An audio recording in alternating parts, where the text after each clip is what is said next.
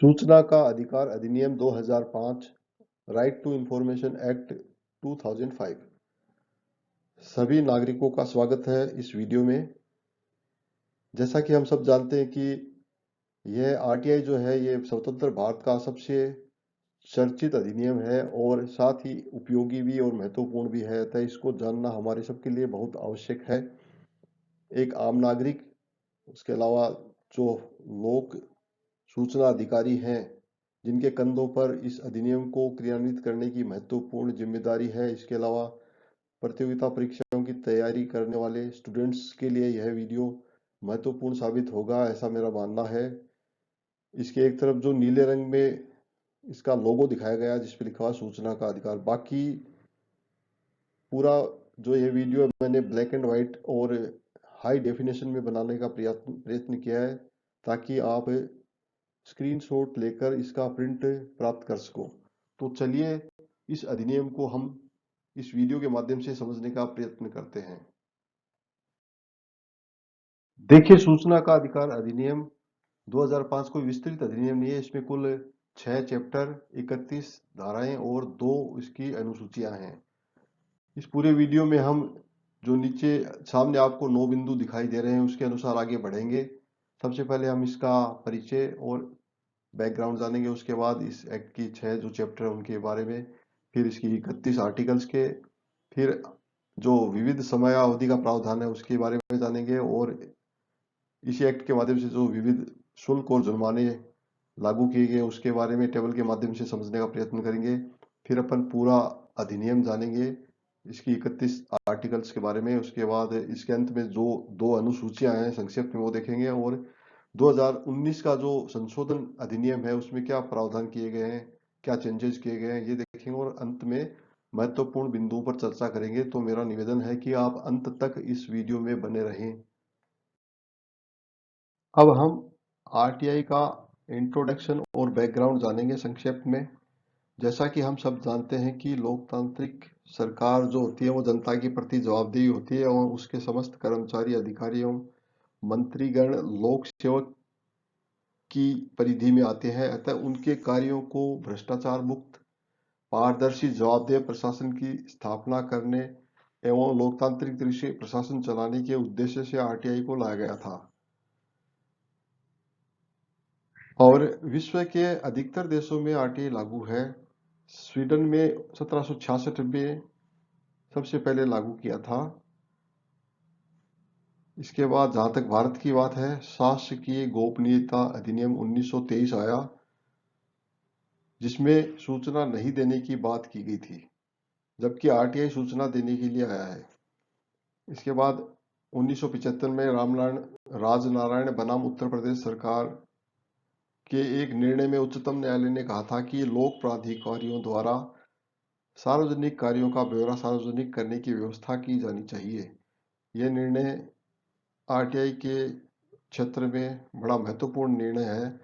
90 के दशक में फिर श्रीमती अरुणा राय के मजदूर किसान शक्ति संगठन के द्वारा जो आंदोलन चलाया गया था वह भी काफी चर्चित और व्यापक आंदोलन था। 1997 में एस.डी. शौरी कमेटी आई, फिर मई 2005 में संसद में विधेयक पास हुआ। 15 जून 2005 को राष्ट्रपति के हस्ताक्षर के पश्चात महत्वपूर्ण दिनांक 12 अक्टूबर 2005 को यह अधिनियम लागू हुआ। यहाँ पे विधेयक था, यहाँ की यह अधिनियम बन गया। सूचना के अधिकार अधिनियम के 6 अध्याय एवं उनके शीर्षक। इस टेबल के माध्यम से जो इसके 6 अध्याय मैंने स्टार्टिंग में कहा ना, इसमें 6 चैप्टर उनको बताया गया, जिसमें पहले कॉलम में अध्याय की संख्या है, अगले में शीर्षक है, उनका टाइटल क्या है, फिर धाराएं हैं उनसे रिलेटेड और उनका वर्णन है। पहला जो अध्याय है उसका शीर्षक है प्रारंभिक। उसके बाद दूसरा चैप्टर है सूचना का अधिकार एवं लोक प्राधिकारियों की बाध्यता, ये महत्वपूर्ण चैप्टर है। फिर केंद्रीय सूचना आयोग और राज्य सूचना आयोग, ये दोनों सेम कंडीशन में है। 3 धाराएं इन दोनों चैप्टरों में।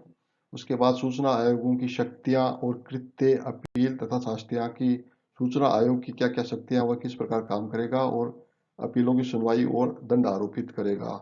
अंतिम अध्याय प्रकीर्णन अथवा अर्थात डिस्पर्जल, धारा 21 से 31। चलिए अब आगे बढ़ते हैं। ये जो समरी टेबल आप देख रहे हो है इस आर्टिकल वाइज है जो इस एक्ट में 31 आर्टिकल्स हैं, उनकी टेबल है अभी जो स्क्रीन पे प्रदर्शित हो रही है। उसमें धारा 1 से 17 तक अपन देख पा रहे हैं। इसमें जो पहला कॉलम है वो धारा है, उसके बाद नेक्स्ट कॉलम में शीर्षक, उसके टाइटल दिए हुए हैं, और अंतिम कॉलम में उससे संबंधित जो चैप्टर हैं वो दिखाए गए हैं। इन धाराओं के बारे में हम आगे जो एक्ट पढ़ेंगे उसमें थोड़ा विस्तार से पढ़ेंगे। अभी यहाँ पे केवल इनके टाइटल प्रदर्शित किए जा रहे हैं, जो कि मैं पढ़ के सुना देता हूँ।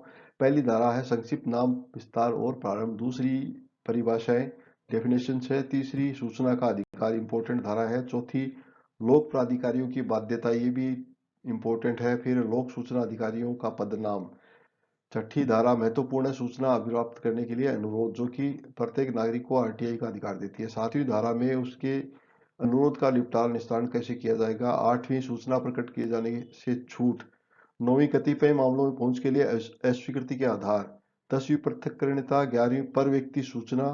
12वीं 13वीं और 14वीं है केंद्रीय सूचना आयोग के गठन, सेवा शर्तें और उनको पद से हटाए जाने के बारे में। इसी प्रकार 15, 16, 17 जो आर्टिकल है ये राज्य सूचना आयोग है, उनके गठन, पदावधि और सेवा शर्तों के बारे में। आगे और धाराओं को देखते हैं अपन। चलिए नेक्स्ट। ये 18 से 31 धाराएं हैं। धारा 18 सूचना आयोगों की शक्तियां और कृत्य। उसके बाद 19 में अपील, ये महत्वपूर्ण धारा है। 20 में शास्ति, ये भी महत्वपूर्ण है। फिर 21 सद्भावना पूर्वक की गई कार्रवाई के लिए संरक्षण। धारा 22 कहती है अधिनियम का अध्यारोही प्रभाव होना। 23 में न्यायालयों की अधिकारिता का वर्जन, 23 भी इंपॉर्टेंट है। 24 अधिनियम का कतिपय संगठनों को लागू नहीं होना। जो अध्याय जो अनुसूची 2 है उसमें इन संगठनों का विवरण है। 25 मॉनिटर करना और रिपोर्ट करना। 26 समुचित सरकार द्वारा कार्यक्रम तैयार किया जाना। 27 नियमों बनाने की समुचित सरकार की शक्ति। 28 में नियम बनाने की सक्षम प्राधिकारी की शक्ति। 29 नियमों का रखा जाना। 30 घटनाओं को दूर करने की शक्ति। और 31 निरसन। विविध समय अवधि। आरटीआई एक्ट में क्या हर काम के लिए समय निर्धारित किया गया है, तो उसको हम यहाँ समरी टेबल के माध्यम से समझेंगे, ताकि एक ही जगह सारे जो एक्ट में अलग अलग प्रावधान किए गए कैसे टाइम है उनको एक ही जगह अपन देख सकें। इसमें पहला है सामान्य सूचना, जिसको देने के लिए 30 दिवस का टाइम होता है, हम जनरली सब जानते हैं। और अगर वही सूचना सहायक लोक सूचना अधिकारी को दी गई है तो उसके लिए 35 दिन का टाइम है। अर्जेंट सूचना के लिए 48 घंटा। पर व्यक्ति से संबंधित सूचना है तो 40 दिन। पर व्यक्ति को आमंत्रित करने है तो प्रथम 5 दिवस। प्रथम अपील, उसके लिए 30 दिन का टाइम है। द्वितीय अपील जो कि सूचना आयोग को होती है उसके लिए 90 दिन का टाइम है। और अन्य लोक प्राधिकरण को अंतरण करना हो तो प्रथम 5 दिवस का टाइम है। अब हम आगे देखते हैं कि एक्ट में जो विविध शास्ति और जुर्माने और फीस का प्रावधान वो किस प्रकार है। विविध शुल्क व जुर्माना। इस टेबल के माध्यम से हम देखेंगे कि आरटीआई एक्ट में जो शुल्क और जुर्माने का प्रावधान किया गया वो किस प्रकार है। पहला है सूचना के लिए आवेदन, जो हम सब जानते हैं 10 रुपये निर्धारित है। बीपीएल परिवार सदस्य हो तो निःशुल्क आवेदन होगा। दूसरा A4 साइज पेपर पर प्रति पेज 2 रुपये निर्धारित है, जो कि आरटीआई में सबसे ज्यादा प्रयुक्त होने वाला कागज है। और इसके बाद फ्लॉपी डिस्क 50 रुपये है। फ्लॉपी डिस्क के जिस टाइम आरटीआई उस टाइम चलती थी, आजकल ये प्रचलन से बाहर हो चुकी है। अन्य किसी भी रूप में सूचना देना, उसके लिए वास्तविक लागत है। जैसे हम सीडी या पेन ड्राइव या कोई अन्य प्रकार का पेपर यूज करते हैं तो वास्तविक लागत वसूल सकते हैं। तय समय सीमा में सूचना देने में अगर विफल रहते हैं तो उसके पश्चात अगर सूचना देते हैं तो निःशुल्क उपलब्ध करवानी होती है। और सूचना देने में कोई पीआईओ विफल होता तो 250 रुपये प्रतिदिन अथवा अधिकतम 25,000 रुपये तक उस पर शुल्क लगाया जाएगा। और इंस्पेक्शन के लिए पहला 1 घंटा निःशुल्क होगा और उसके बाद निरीक्षण के लिए 5 रुपये प्रति घंटा शुल्क वसूला जा सकेगा। साथियों, अब हम इस वीडियो के अगले पड़ाव में पहुंच गए हैं, जहां पे हम संपूर्ण अधिनियम को शॉर्ट में अध्याय वाइज और धारा वाइज समझेंगे। तो चलिए शुरू करते हैं। प्रथम अध्याय प्रारंभिक, जिसकी पहली धारा है संक्षिप्त नाम, विस्तार और प्रारंभ। इसमें आगे जो आप धाराओं के शीर्षक देखोगे वो नीले कलर में दिखेंगे। पहली धारा की उपधारा 1 कहती है कि इसका नाम सूचना का अधिकार अधिनियम 2005 है। और उपधारा 2 कहती है कि जम्मू कश्मीर राज्य के सिवाय संपूर्ण भारत में इसका विस्तार है, किंतु वर्तमान में जम्मू कश्मीर सहित संपूर्ण भारत में इसका विस्तार है, अर्थात पूरे भारत में यह लागू है। धारा 2 परिभाषाएं। इस एक्ट में जो शब्दावली यूज हुई है उसके लिए जो परिभाषाएं निर्धारित की गई वो देख रहे हैं अपन स्क्रीन पे। कै से लेकर ढ तक टोटल 14 परिभाषाएं हैं। समुचित सरकार, केंद्रीय सूचना आयोग, लोक सूचना अधिकारी, मुख्य सूचना आयुक्त और सूचना आयुक्त, सक्षम प्राधिकारी, सूचना विहित, लोक प्राधिकरण, अभिलेख, सूचना का अधिकार, राज्य सूचना आयोग, राज्य मुख्य सूचना आयुक्त और राज्य सूचना आयुक्त, राज्य लोक सूचना अधिकारी और पर व्यक्ति। इसमें जो महत्वपूर्ण धाराएं उनको अपन आगे थोड़ा एक्स्ट्रा चर्चा कर लेते हैं, जिसमें सूचना है, अभिलेख है और सूचना का अधिकार है। सूचना की परिभाषा। सूचना जो बताई गई है इस परिभाषा में, उसमें ये 16 आइटम है जो कि सूचना की श्रेणी में आती है और जिन तक कोई लोक प्राधिकारी की पहुंच हो वह तो ये सूचना उपलब्ध कराएगा आरटीआई के तहत। अभिलेख। अभिलेख का मतलब रिकॉर्ड। अभिलेख में निम्नलिखित सम्मिलित है: कोई दस्तावेज, पांडुलिपि और फाइल, किसी दस्तावेज की कोई माइक्रोफिल्म, माइक्रोफिश और प्रतिकृति, ऐसी माइक्रोफिल्म में सन्निविष्ट प्रतिबिंब या प्रतिबिंबों का पुनरुत्पादन, किसी कंप्यूटर द्वारा या किसी अन्य युक्ति द्वारा उत्पादित कोई अन्य सामग्री। तो सामान्य रूप से हम जानते हैं कि रिकॉर्ड में कोई कार्यालय में जो रिकॉर्ड संधारित होता है वो रजिस्टर्स होते हैं, कुछ फाइलों में होता है और बाकी कंप्यूटर या उसके पोर्टल पे, उसकी वेबसाइट पे वह समस्त रिकॉर्ड है। सूचना का अधिकार। परिभाषा के अनुसार सूचना का अधिकार हमें 4 तरह के अधिकार प्रदान करता है एक आम नागरिक को, जिसमें पहला है दस्तावेजों, अभिलेखों का निरीक्षण करना। दूसरा है दस्तावेजों की नकल अर्थात फोटोकॉपी लेना, जिसका सबसे ज्यादा उपयोग किया जाता है। तीसरा सामग्री के प्रमाणित नमूने लेना और चौथा है पेन ड्राइव या सीडी के माध्यम से सॉफ्ट कॉपी के रूप में सूचना लेना। अध्याय 2 सूचना का अधिकार और लोक प्राधिकारियों की बाध्यताएं। महत्वपूर्ण अध्याय है। इसमें धारा 3 सूचना का अधिकार। धारा 3 कहती है कि भारत के प्रत्येक नागरिक को आरटीआई का अधिकार प्राप्त है। और 4 लोक प्राधिकारियों की बाध्यताएं।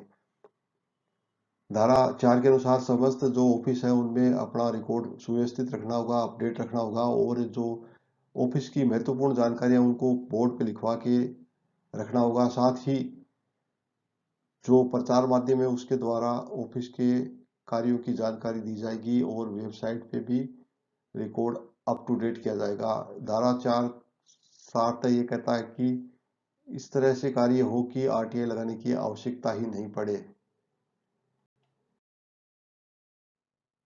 धारा 5 केंद्रीय स्तर और राज्य स्तर पर लोक सूचना अधिकारी व सहायक लोक सूचना अधिकारी की नियुक्ति की बात कहती है। लोक सूचना अधिकारी आरटीआई एक्ट का वह महत्वपूर्ण पदाधिकारी है जो कि टेबल के इस पार खड़ा है, जबकि टेबल के उस पार समस्त भारत के नागरिक हैं।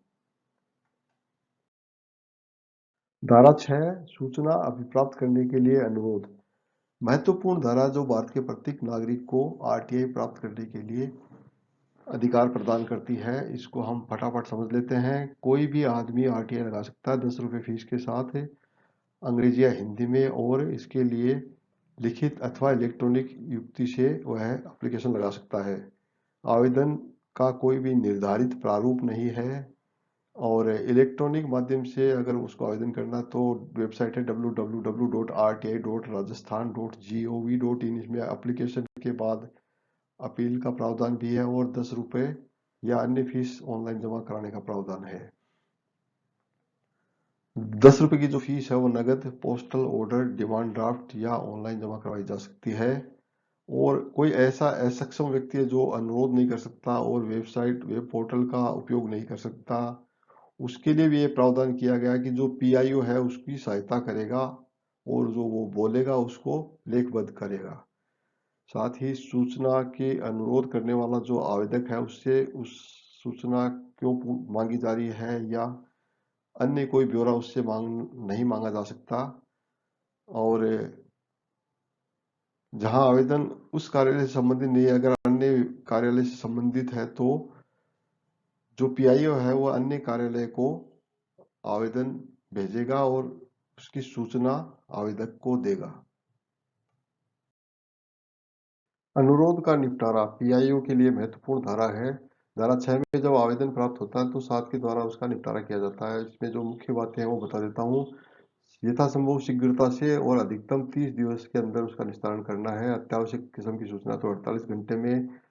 और अगर प्रतिबंधित किस्म की धारा है 8 के तहत प्रतिबंधित किस्म की सूचना तो उसके लिए अस्वीकार कर सकता है अनुरोध को। 30 दिवस में अगर वह कोई भी विनिश्चय करने में असफल रहता है पीआईओ तो यह माना जाएगा कि उसने आवेदन अस्वीकार कर दिया है। और फीस मांगने की दिनांक से जब तक वो जमा होती है इस बीच की अवधि को 30 दिवस की अवधि में गणना नहीं की जाएगी। निःशक्त व्यक्ति सूचना उपलब्ध करवाने के लिए और निरीक्षण के लिए सहायता उपलब्ध करवाएगा और वह फीस जमा कराएगा। बीपीएल व्यक्ति से कोई फीस नहीं लेगा। अगर धारा 11 के तहत कोई पर व्यक्ति है तो उसकी यथोचित सुनवाई करेगा। अनुरोध अस्वीकार किया जाता तो उसका कारण बताएगा और अपील कहाँ होगी इसके बारे में आवेदक को जानकारी देगा और किसी सूचना को साधारणतः उसी प्रारूप में उपलब्ध कराएगा जिसके प्रारूप में वह मांगी गई है। धारा 8 सूचना के प्रकट किए जाने से छूट। धारा 8 में बताएगा किस प्रकार की सूचनाएं आमतौर पर उपलब्ध नहीं करवाई जाएगी, जैसे कि भारत की संप्रभुता, एकता, अखंडता खतरे में पड़ती हो, जिसपे कोई कोर्ट का स्टे हो सूचना देने में, और किसी व्यक्ति के जीवन या शारीरिक सुरक्षा को खतरा हो और व्यक्तिगत जानकारी हो। इस प्रकार की सूचनाएं धारा 8 के तहत प्रतिबंधित है। इसके अलावा यहाँ पे यह महत्वपूर्ण है कि परंतु ऐसी सूचना के लिए जिसको यथास्थिति संसद या किसी राज्य विधानमंडल को देने से इनकार नहीं किया जा सकता, किसी व्यक्ति को इनकार नहीं किया जा सकता। संक्षेप में जो एमएलए एमपी को सूचनाएं उपलब्ध करवाई जा सकती हैं वह एक आम नागरिक को भी उपलब्ध करवानी होंगी। धारा 9 कतिपय मामलों में पहुंच के लिए अस्वीकृति के आधार। और धारा 10 है पृथक्करणीयता, जिसके अनुसार कोई ऐसी सूचना जो देने से मना हो उसके अलावा उस पार्ट को नहीं देते हुए बाकी पार्ट जो अपन दे सकते हैं वह देनी होगी। धारा 11 पर व्यक्ति सूचना।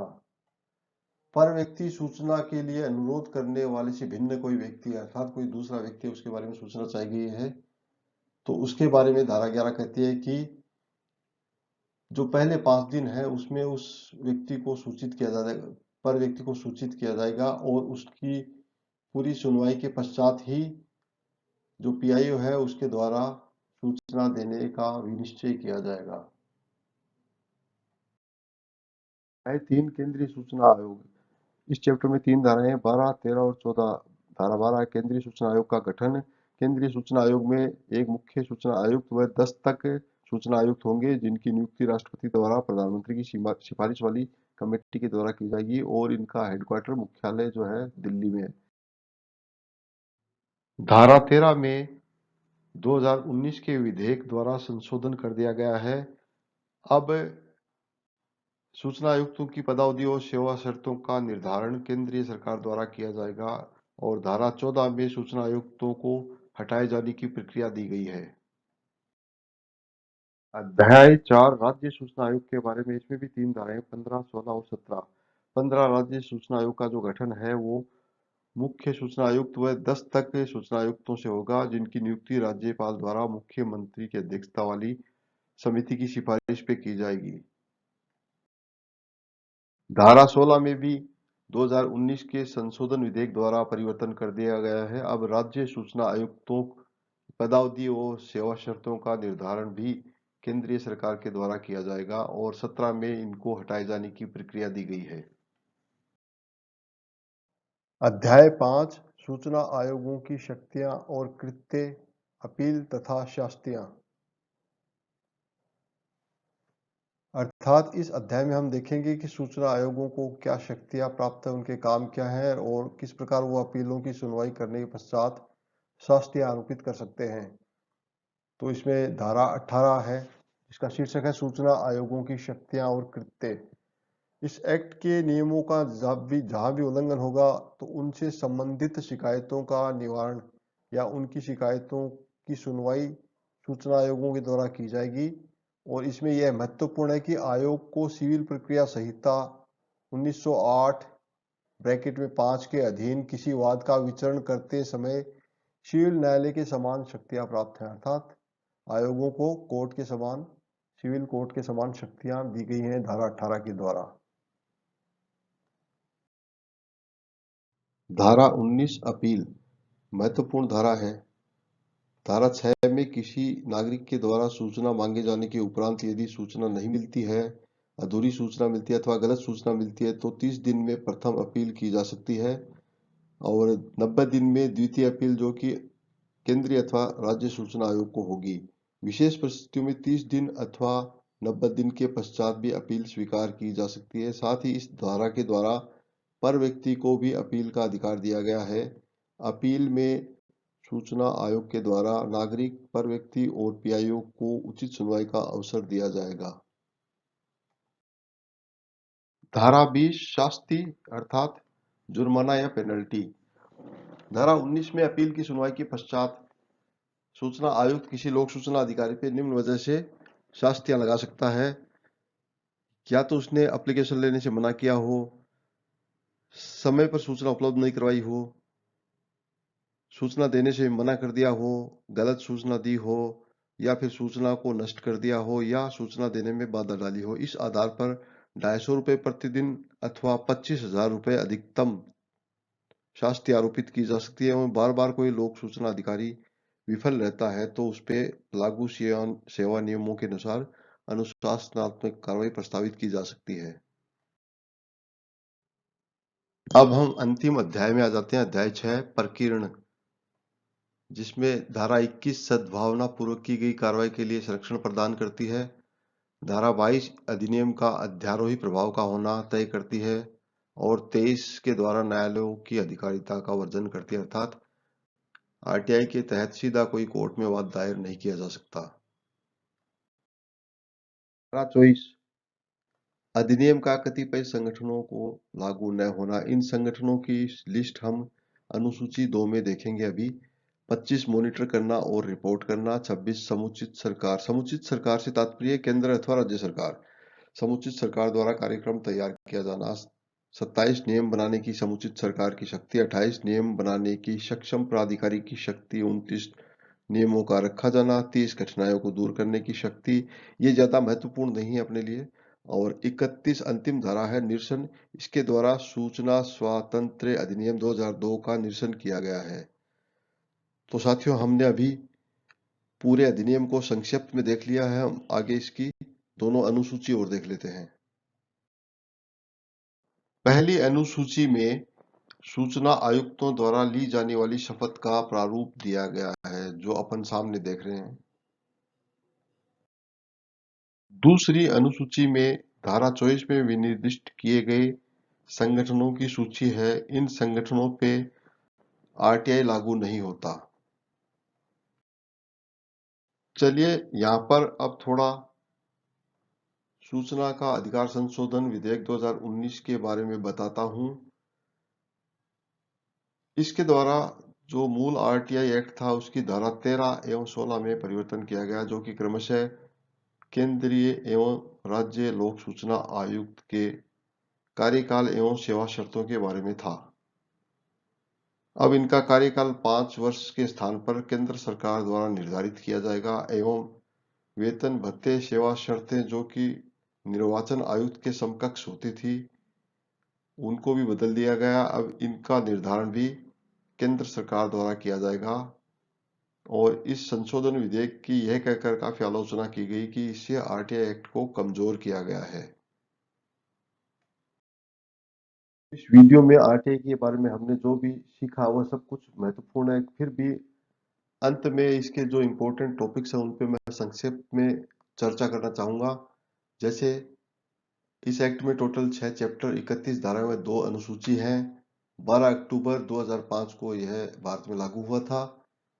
इसका मुख्य उद्देश्य पारदर्शी एवं जवाबदेह प्रशासन की स्थापना करना, भारत के सभी नागरिक सूचना के अधिकार के तहत सूचना प्राप्त कर सकते हैं।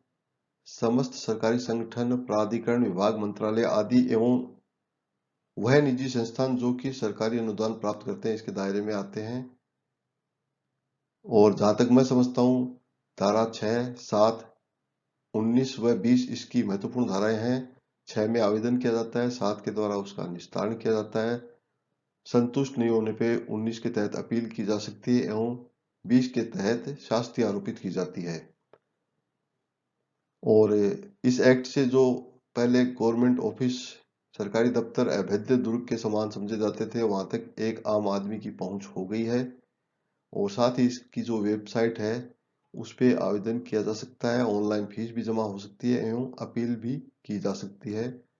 आप सभी साथियों का वीडियो देखने के लिए धन्यवाद। जय हिंद, जय भारत।